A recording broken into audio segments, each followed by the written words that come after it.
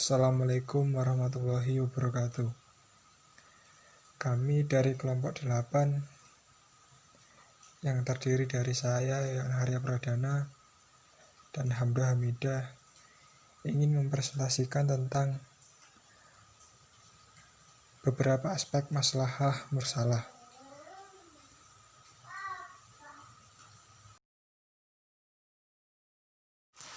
Yang pertama, pengertian maslahah mursalah. Secara etimologi, maslahah mursalah terdiri dari dua kata, yaitu maslahah dan mursalah. Kata maslahah berasal dari kata kerja bahasa Arab, yaitu syalaha yasluhu salhan maslahatan, yang berarti sesuatu yang mendatangkan kebaikan. Sedangkan kata mursalah berasal dari kata kerja yang ditafsirkan, sehingga menjadi isim maf'ul, yaitu arsala yursilu yursalan, menjadi yang berarti diutus. Secara terminologi, menurut Imam Fakhruddin Ar-Razi dalam mendefinisikan al-maslahah mursalah sebagai suatu kemanfaatan yang ditunjukkan oleh pembuat syariat yang maha bijaksana kepada para hambanya, yang meliputi penjagaan terhadap agama mereka, jika akal, keturunan, dan harta mereka sesuai dengan urutan yang ditentukan di antara mereka. Yang kedua, syarat-syarat sebagai hujah. Syarat yang pertama, maslahah mursalah tidak boleh bertentangan dengan maqasid al-syariah, dalil-dalil kulli, semangat ajaran Islam, dan dalil-dalil juz'i yang hati wurud dan dalalahnya. Yang kedua, kemaslahatan tersebut harus meyakinkan dan tidak ada keraguan, dalam arti harus ada pembahasan dan penelitian yang rasional serta mendalam sehingga kita yakin membenarkan manfaat atau menolak kemudaratan. 3. Maslahah harus bersifat umum dan tidak menyeluruh, tidak khusus untuk orang tertentu, dan tidak khusus untuk beberapa orang dalam jumlah sedikit. Yang keempat, maslahah itu bukan maslahah yang tidak benar, di mana nas yang sudah ada tidak membenarkannya dan tidak menganggap salah.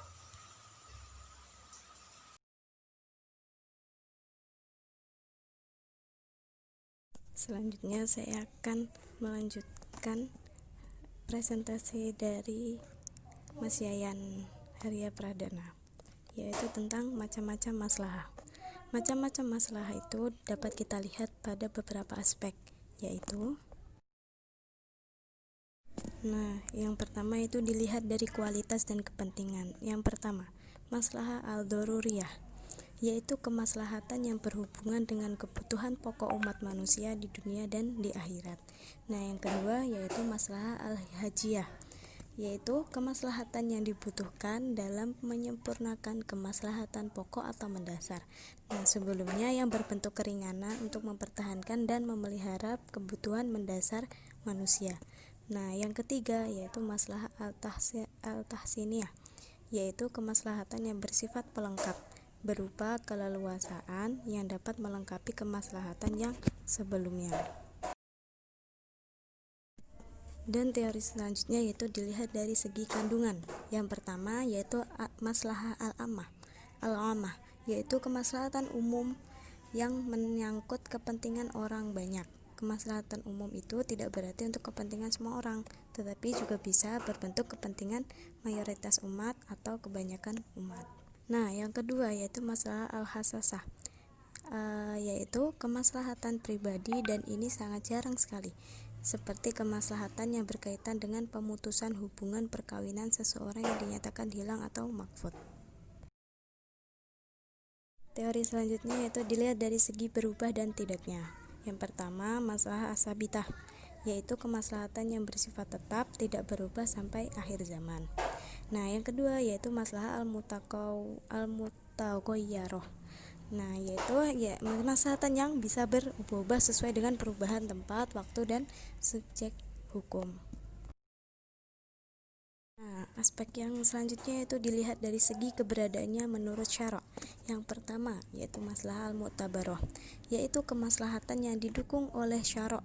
Maksudnya yaitu adanya dalil khusus yang menjadi dasar bentuk dan jenis kemaslahatan tersebut. Yang kedua yaitu maslahah al-mulughoh. Maslahah al-mulughoh itu yaitu kemaslahatan yang ditolak oleh syara' karena bertentangan dengan ketentuan syara'. Nah, yang ketiga yaitu maslahah al-mursalah, yaitu kemaslahatan yang keberadaannya tidak didukung oleh syara' dan tidak pula dibatalkan atau ditolak syara' melalui dalil yang rinci.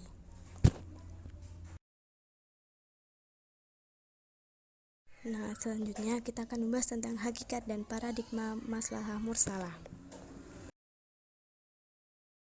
Apa yang dimaksud dengan hakikat masalah mursalah, yaitu lapangan masalah mursalah selain berlandaskan hukum syara' secara umum juga harus diperhatikan ada dan hubungan antara satu manusia dengan manusia yang lainnya.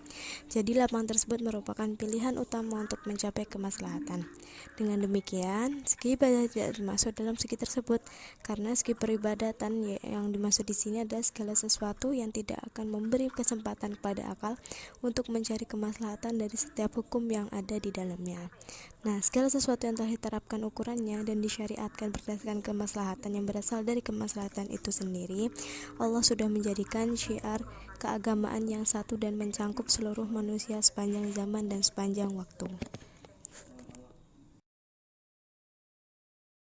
Nah, apa paradigma masalah mursalah, yaitu masalah mursalah sebagai metode hukum yang mempertimbangkan adanya kemanfaatan yang mempunyai akses secara umum dan kepentingan tidak terbatas, tidak terikat. Dengan kata lain, masalah mursalah merupakan kepentingan yang diputuskan bebas, namun tetap terikat pada konsep syariah yang mendasar. Syukron telah menyimak presentasi dari kelompok 8 dan kami akui makalah ini masih sangat-sangat kurang karena kami juga masih dalam proses belajar. Mungkin jika ada kesalahan kata atau kesalahan dalam kurang berkenan, kami mohon maaf dan semoga saja ilmu ini dapat menambah pengetahuan kalian. Amin. Billahi taufiq wal hidayah. Wassalamualaikum warahmatullahi wabarakatuh.